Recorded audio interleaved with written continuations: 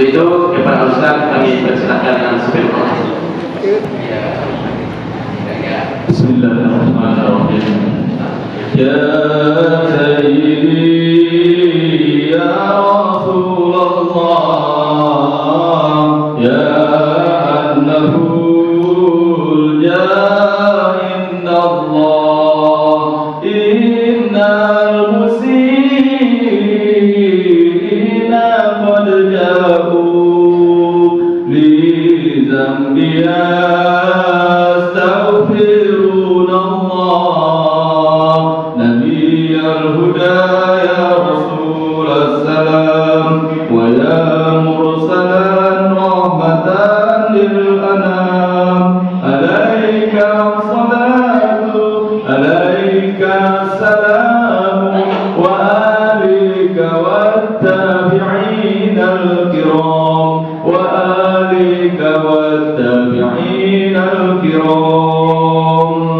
Assalamualaikum warahmatullahi wabarakatuh. Alhamdulillah, alhamdulillah, alhamdulillah, wa syukrulillah wa la hawla wa la quwwata illa billah. Summa salatu wassalamu ala rasulillah, habibillah, sayyidina Muhammadin wa mawala.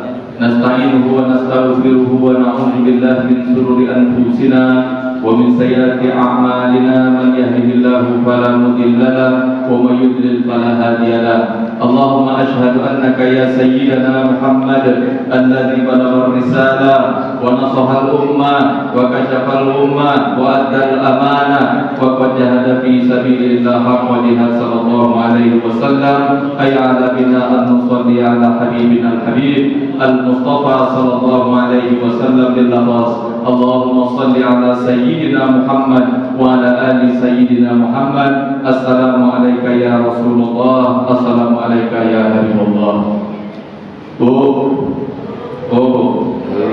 Semangat Pak, semangat. Alhamdulillah, luar biasa. Jemaah masjidnya makin ramai, makin banyak. Mudah-mudahan ustaznya juga semangat, karena jemaahnya juga semangat. Jadi semangat itu memang tak boleh hilang dalam diri kita. Kalau orang Arab bilangnya hamasah, itu semangat artinya. Jadi kita ini memang harus semangat untuk beribadah, semangat untuk beramal, semangat untuk melakukan kebaikan. Karena itu adalah bentuk tanda syukur kita kepada Allah Subhanahu wa Ta'ala. Maka kita perbanyak bersyukur dengan memperbanyak semangat kita untuk mendekatkan diri kepada Allah Subhanahu wa Ta'ala dan mengamalkan daripada ajaran-ajaran yang telah diajarkan oleh baginda Rasulullah sallallahu alaihi wasallam. Alhamdulillah.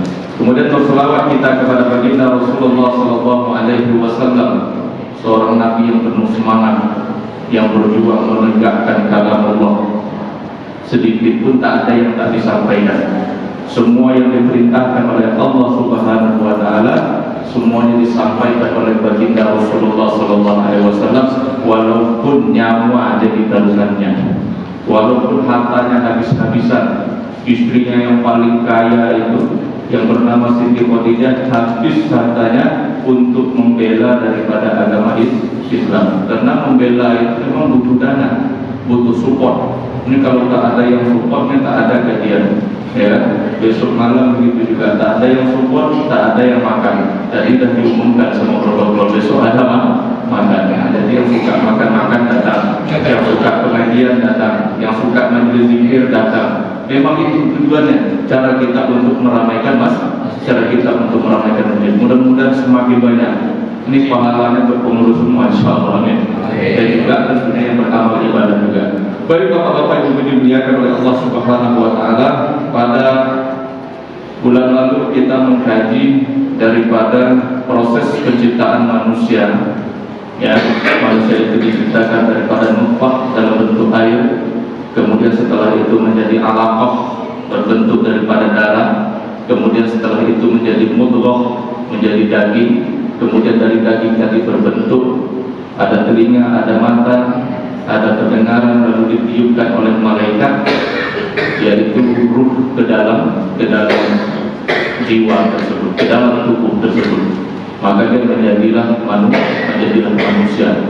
Setelah 120 hari, setelah 4 bulan, maka dia ditiupkan ruh, dan terus sampai nanti 9 bulan anaknya pun melahirkan. Begitu dilahirkan lalu diazankan. Ini kalau ada yang protes azan berarti mungkin lahirnya tadi azan.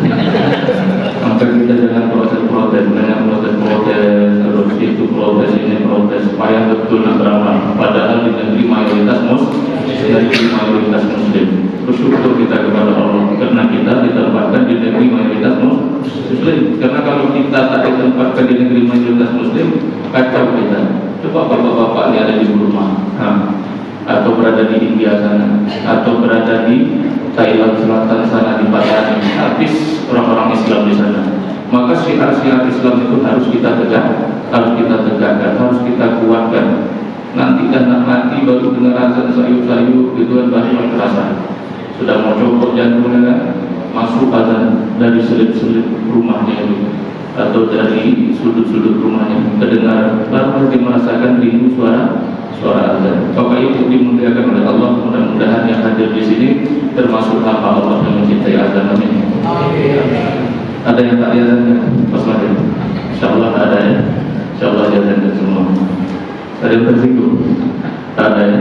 Alhamdulillah. Insyaallah. Baik, kita lanjutkan hadis yang kelima. An Ummil Mukminin Ummi Abdillah Aisyah radhiyallahu anha.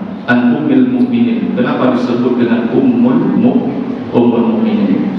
Artinya emak, artinya ibu. Mukmin artinya orang-orang yang beriman. Maka setiap seluruh daripada istri-istri Nabi itu dia mendapat gelar Ummul Mukminin, emaknya orang-orang mukmin, ibunya orang-orang Islam. Maka kalau dia istri-istri sebutannya ummahat, jamak daripada ummun. Kalau ummun satu, tapi kalau ummahat banyak. Ummahatul mukminin artinya itu istri-istri para nabi, emak-emak kita semuanya. Maka ummul mukminin ini tadi ya, itu tidak boleh dinikahi, dan Al-Quran juga melarang. Dan kita tidak boleh menikahi istri Nabi. Kalau istri yang lainnya boleh. Begitu kita mati, ada yang naksir sama istri kita, maka siap-siaplah kena ambil ya kan? Nah, tapi kalau dia menginginkan suaminya nanti di surga, maka dia tetaplah dalam keadaan jomblo ketika suaminya sudah pergi. Kalau betul-betul dia cinta, kalau dia sayang kepada suaminya, maka dia tetap bertahan dalam keadaan jomblo. Tapi kalau dia nak menikahkan, silakan juga, asal dia cari yang lebih baik.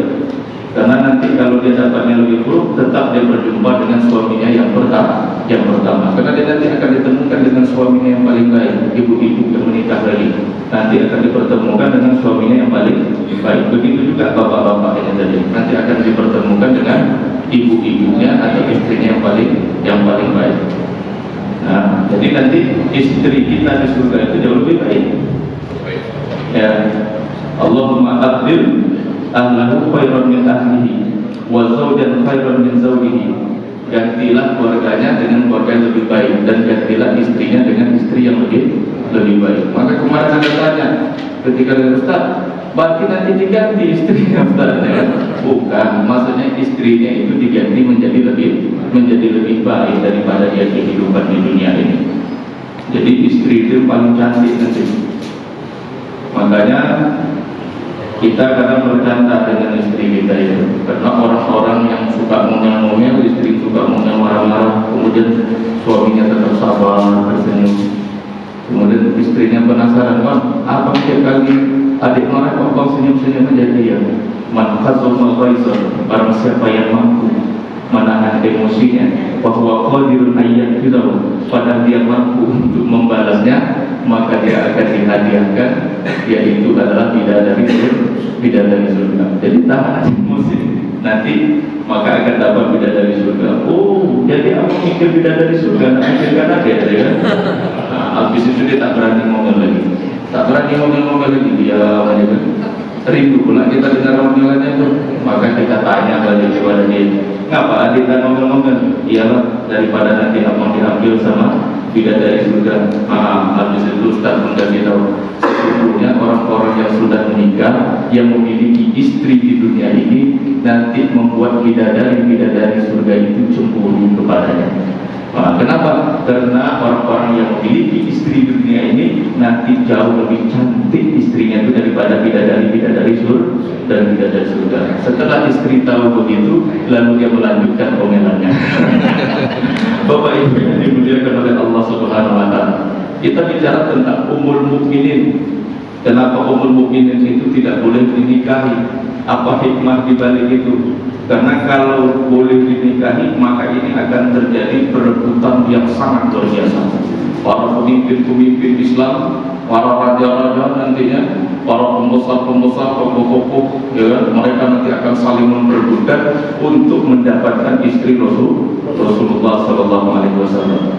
Jangankan istri Rasulullah, rambut Rasulullah saja itu mereka berebut para sahabat itu. Maka Rasulullah itu membagikan daripada rambut-rambutnya kepada sahabat-sahabatnya. Maka Khalid bin Walid itu ketika dia menyimpan daripada rambut baginda Rasulullah SAW, maka dia katakan sejak dia menyimpan rambut baginda Rasulullah tidak pernah kalah dalam bertempur, tidak pernah kalah dalam pertempuran. Kenapa? Karena semua daripada jasad baginda Rasulullah SAW itu memiliki keberkahan yang sangat luar biasa. Siapapun dia, baik itu keluarga baginda Rasulullah dan orang-orang yang memiliki kedekatan dan hubungan yang dekat dengan baginda Rasulullah SAW, maka di situ banyak keberkahan. Maka daripada itu nanti akan banyak memproduknya yang berubah.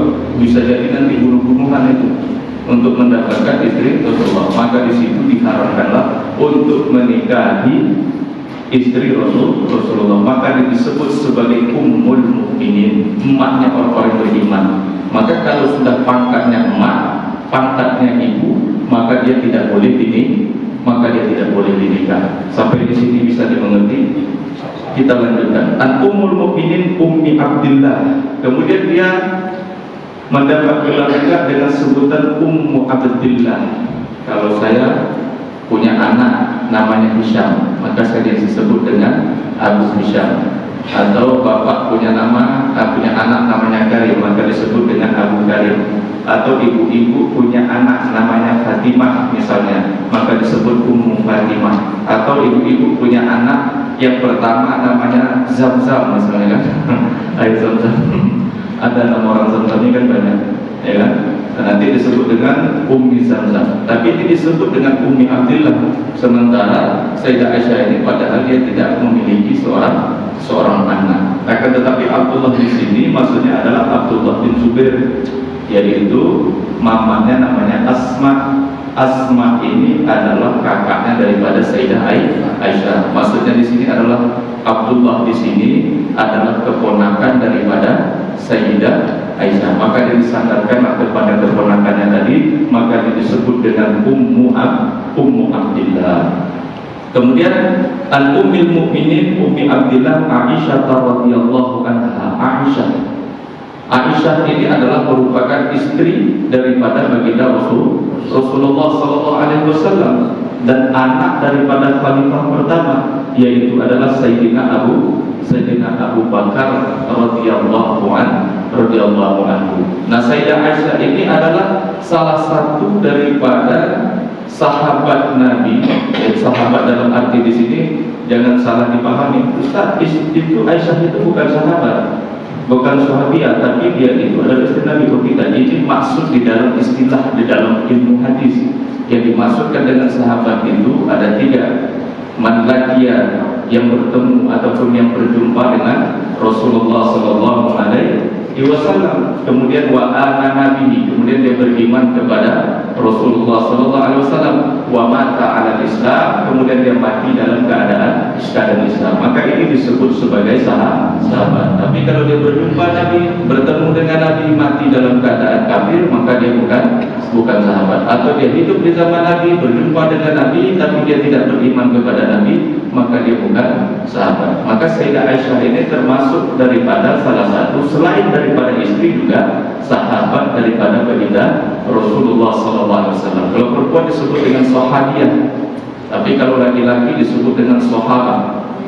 Ya, nah Sayyidah Aisyah ini termasuk daripada salah satu perempuan yang paling banyak meriwayatkan hadis baginda Rasulullah SAW. Maka bagaimana cara baginda Rasulullah berwudu, bagaimana kehidupan Rasulullah di rumah, bagaimana kehidupan Rasulullah di kamar, itu yang tahu itu adalah Sayyidah Aisyah. Maka yang berkaitan dengan hadis-hadis yang ada di dalam rumah baginda Rasulullah itu banyak diriwayatkan oleh Sayyidah Aisyah. Maka sahabat-sahabat itu banyak bertanya kepada baginda Rasulullah. Dan Sayyidah Aisyah ini adalah termasuk salah satu perempuan yang sangat-sangat cerdas. Maka begitu dia umur 6 tahun itu dia dinikahi oleh baginda Rasulullah. Maka dia banyak tahu tentang kehidupan baginda Rasulullah SAW, dan dia banyak menghafal daripada menghafal hadis. Begitulah hebat dan cerdasnya daripada Sayyidah Aisyah. Kurang lebih dari 1.200 hadis yang diriwayatkan oleh Sayyidah Aisyah. Nah, Sayyidah Aisyah ini dia disebut dengan qawamah. Ya, dia digelar sebagai qawamah. Qawamahnya apa? Dia yang sering meluruskan orang-orang yang salah. Kemudian dia ini juga senang mencari perempuan-perempuan yang jombloati. Nah, jadi perempuan-perempuan yang jombloati itu dinikahkan dengan para jomblo. Dia itu mencari, dia itu senang menikahi perempuan-perempuan yang masih lajang, dia carikan pasangannya. Begitu mulianya Sayyidah Aisyah tersebut. Kemudian dia juga karimah. Sayyidah Aisyah ini karimah. Karimah itu apa? Dermawan. Ya, Sayyidah Aisyah ini sangat dermawan, loyal dia. Maka apapun yang ada harta dia tadi dia sumbangkan untuk memperjuangkan juga agama Islam. Begitulah Sayyidah Aisyah radhiyallahu anha. Kemudian dia juga ketika ada orang yang bermasalah, maka dia yang paling cepat untuk menyelesaikan daripada permasalahan tersebut. Dan Sayyidah Aisyah juga dia digelar sebagai zahidah, yaitu yang paling zuhud. Dia zuhud, orangnya zuhud.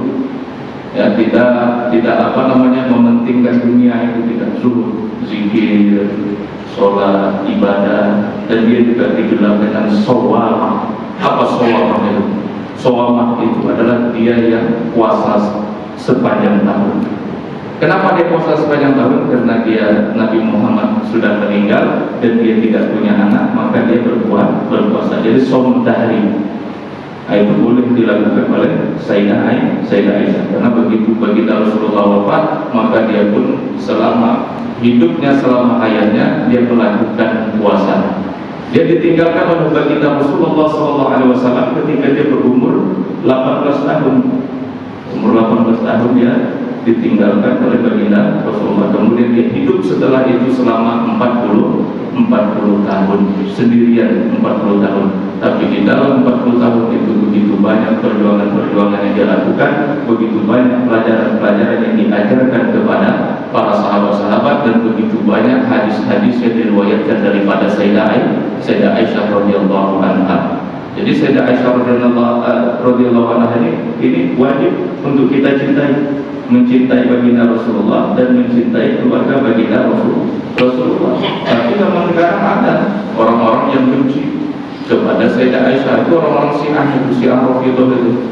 Mereka yang mengagung-agungkan itu tadi, mengagung-agungkan Sayyidina Ali. Kita juga mengagungkan Sayyidina Ali, tapi kita tidak sampai merendahkan daripada sahabat-sahabat yang lain. Mereka merendahkan Sayyidina Abu Bakar, mereka merendahkan Sayyidina Umar. Lalu mereka katakan yang membunuh baginda Rasulullah, kan ada ayat itu, apa imata au kudila. Jadi kalau seandainya dia bunuh, kalau Nabi itu mati atau dibunuh, maka kutilas itu dibunuh itu diartikan sama mereka, ditafsirkan oleh orang-orang Syiah itu yang membunuh Nabi Muhammad itu adalah Sayyidah Aisyah. Ada dua perempuan, yang satu lagi Hafsah. Nah, jadi mereka saking bencinya. Hafsah itu anak daripada Sayyidina Umar, dan Aisyah ini adalah anak daripada Sayyidina Abu Bakar radhiyallahu anhu. Kemudian di sini disebutkan radhiyallahu anha. Jadi kalau laki-laki, kalau sahabat laki-laki disebut dengan radhiyallahu anhu. Kalau dia perempuan radhiyallahu anha. Tapi kalau disebutkan an Aisyah binti Abi Bakr radhiyallahu anhuma. Jadi kalau kedua sahabat di situ, maka dia radhiyallahu anhuma. Tapi kalau banyak para sahabat misalnya, maka disebut dengan radhiyallahu anhum. Nah, ini istilah-istilah ataupun gelar-gelar yang disadarkan atau yang disematkan kepada mereka para sahabat baginda Rasulullah. Artinya mereka mendapatkan ridho daripada Allah Subhanahu wa taala.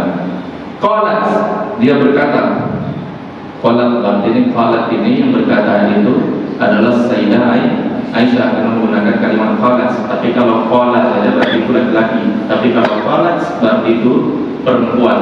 Qalat, apa kata Sayyidah Aisyah? Qala Rasulullah sallallahu alaihi wasallam, baginda Rasulullah sallallahu alaihi wasallam bersabda, man ahdasa fi amrina hadza ma laysa minhu fa huwa raddun. Man ahdasa, barang siapa yang membuat-buat, barang siapa yang menciptakan, barang siapa yang mengkreasikan sesuatu hal yang baru fi amrina hadza, dalam urusan agama ini, ma laysa minhu, tak ada sandarannya, tak ada dasar hukumnya.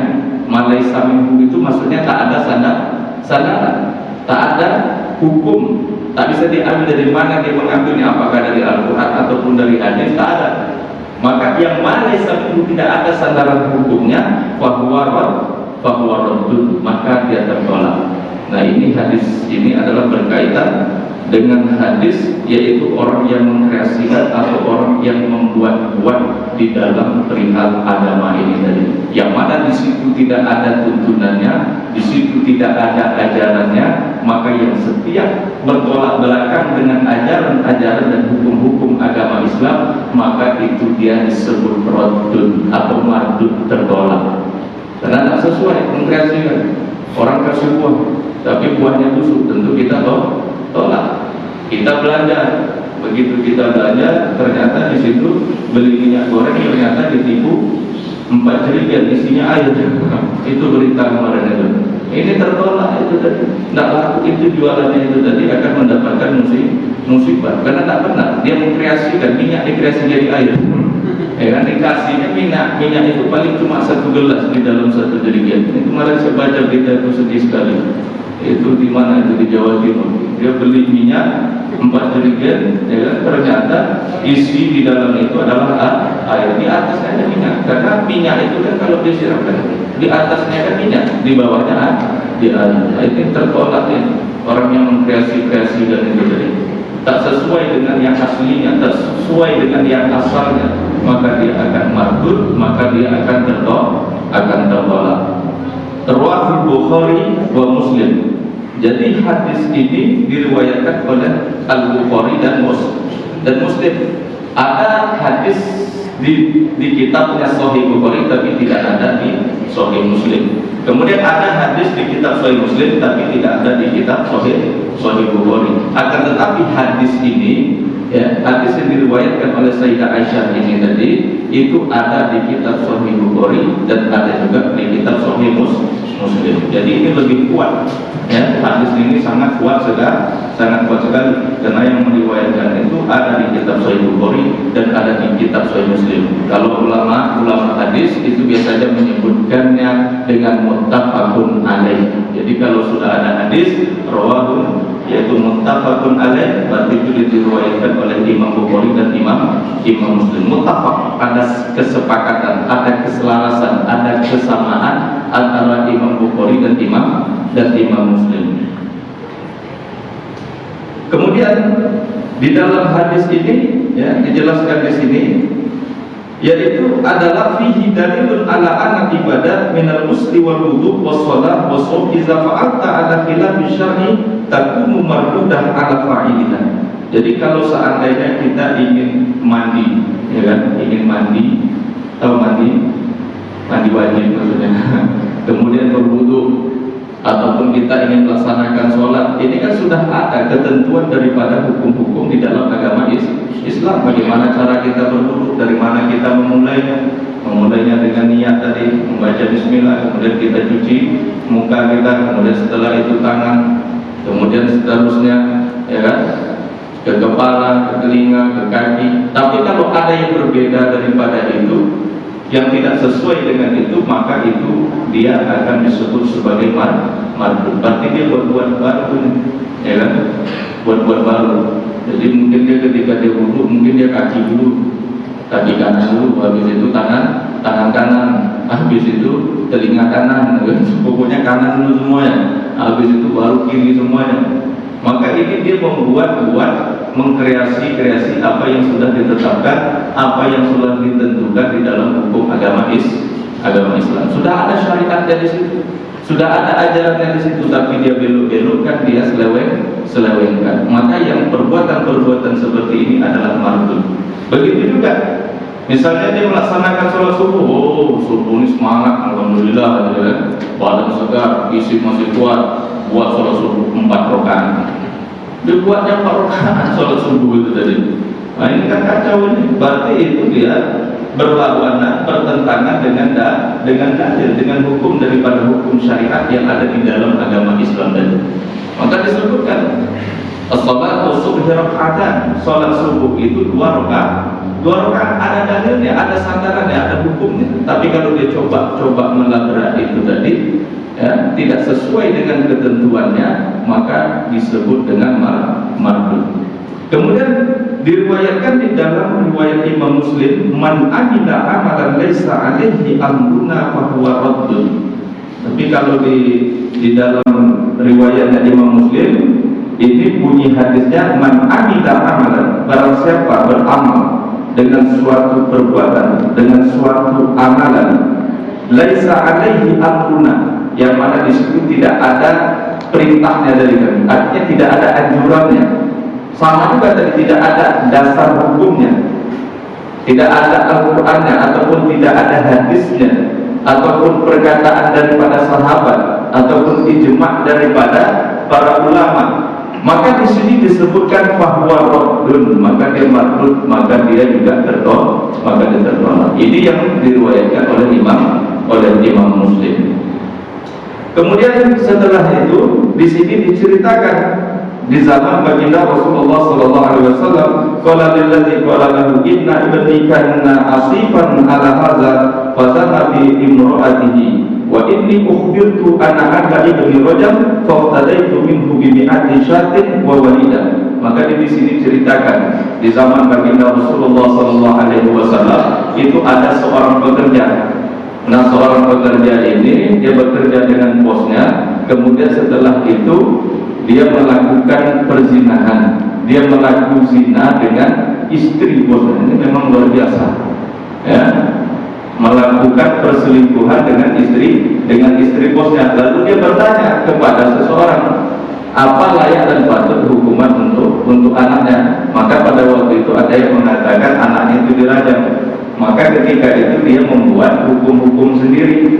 Dia membuat hukumnya apa? Dia beli kambing 100 ekor, ya, di bawahnya kambing 100 ekor. Kemudian setelah itu dia bebaskan budak, atau dia merdekakan budak. Maka setelah itu dia menghadap kepada baginda Rasulullah SAW agar baginda Rasulullah memberikan sebuah keputusan yang sesuai dengan kitabullah. Maka baginda Rasulullah SAW dia mengatakan, yaitu wal walidah wal qadar radda alaih. Jadi budak yang perempuan ini itu kembalikan kepadamu, dan kambing ini dikembalikan kepadamu. Kenapa? Karena anak ini tadi dia hanya mendapatkan hukuman cambuk. Jadi dia harus dicambuk berapa? 100 kali. Tapi bagi yang perempuan tadi yang sudah menikah, maka ini disebut dengan muhsan. Maka perempuan yang sudah menikah atau laki-laki yang sudah menikah melakukan perzinahan, maka dia harus dirajam, ya. Jadi orang yang sudah menikah itu lebih berat hukumannya ketimbang orang-orang yang masih perawan, masih bujangan, ya. Yang masih bujangan itu dia dicambuk. Tetapi kalau orang yang sudah menikah berkhianat dia dengan istrinya, maka hukumnya itu adalah dirajam. Dirajam itu dilempar dengan batu atau sesuatu yang bisa dilempar, yang bisa membuat nanti dia mati, atau dengan kayu gitu kan. Tapi jangan terlalu kencang-kencang kalau melemparnya itu, karena Nabi Muhammad SAW begitu ada sahabat dengan waktu dilemparnya kotor sampai darah itu terpercik. Maka kata Nabi, baik-baik, jangan terlalu kencang, jangan keras-keras. Melemparnya itu dengan penuh emosi, dengan penuh tidak. Tapi di situ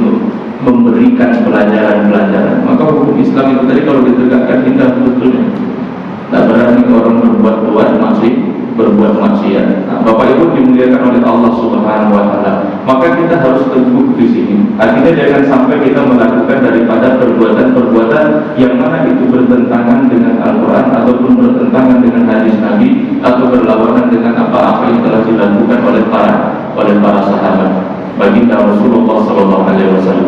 Tapi sekarang banyak orang yang sembarangan menggunakan kalimat-kalimat bid'ah itu tadi.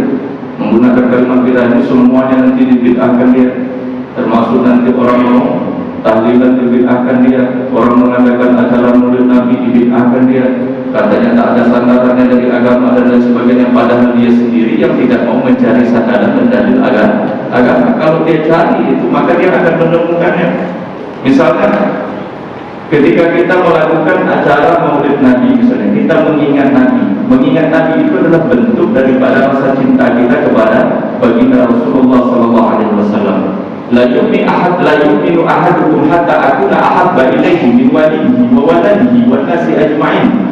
Tidaklah kalian itu disebut sebagai orang-orang yang beriman sampai kalian betul-betul mencintai baginda Rasulullah SAW melebihi rasa cinta kalian kepada anak kalian, min walihi wa waladihi, kepada ayahnya, anaknya, wan nasi ajma'in, bahkan manusia secara keseluruhan. Maka seluruh yang ada pada diri Nabi itu layak untuk kita ingat. Bentuk rasa syukur kita kepada Allah Subhanahu wa taala. Maka pada hari maulid baginda Rasulullah kita melakukan yaitu acara maulid Nabi. Ini adalah bentuk peringatan. Oh, ada nih diadakan oleh baginda Rasulullah untuk mengingat-ingat siapa kita. Baginda Rasulullah juga dia memperingati daripada hari lahirnya itu. Maka ketika sahabat dia bertanya kepada baginda Rasulullah SAW, kenapa dia berpuasa pada hari Senin? Apa kata baginda Rasulullah SAW? Zaka yauma wulidtu fi, yang mana pada hari itu aku dilahirkan. Kenapa kita Senin? Hari itu aku dilahirkan. Artinya apa? Baginda Rasulullah mengingat hari lahirnya itu. Bahkan di dalam Al-Quran juga mengingat Nabi Isa.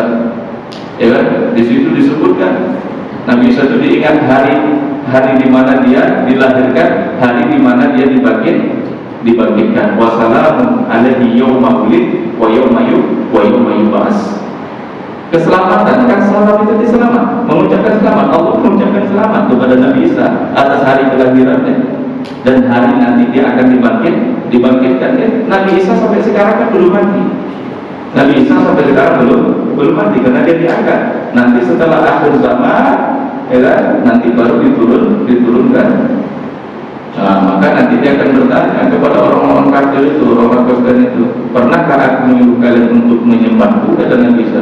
Padahal Nabi Isa tidak pernah menyuruh mereka untuk menyembah dirinya. Maka di situ nanti akhirnya orang-orang kafir pun nanti akhirnya banyak mengikut daripada Nabi Isa dan masuk ke dalam agama Nabi Muhammad. Tapi sayangnya ini, yang sekarang ini, yang tidak beriman ini, yang nanti tak jumpa dengan Nabi Isa, mereka akan kekal di dalam api neraka karena kekafiran mereka. Ini kan memperingatkan. Kemudian di dalam surat Ibrahim juga disebutkan wazakirhum bi ayyamillah. Wazakirhum, zakir itu apa? Mengingat, jaga lagi. Maka zikrul maulidin Nabi, mengingat maulid Nabi, ini juga dibolehkan. Wazakirhum bi ayyamillah, yaitu hari-hari yang diistimewakan oleh Allah Subhanahu wa ta'ala. Nah, hari lahir baginda Rasulullah itu di dalam agama Islam sangat istimewa. Maka ketika baginda Rasulullah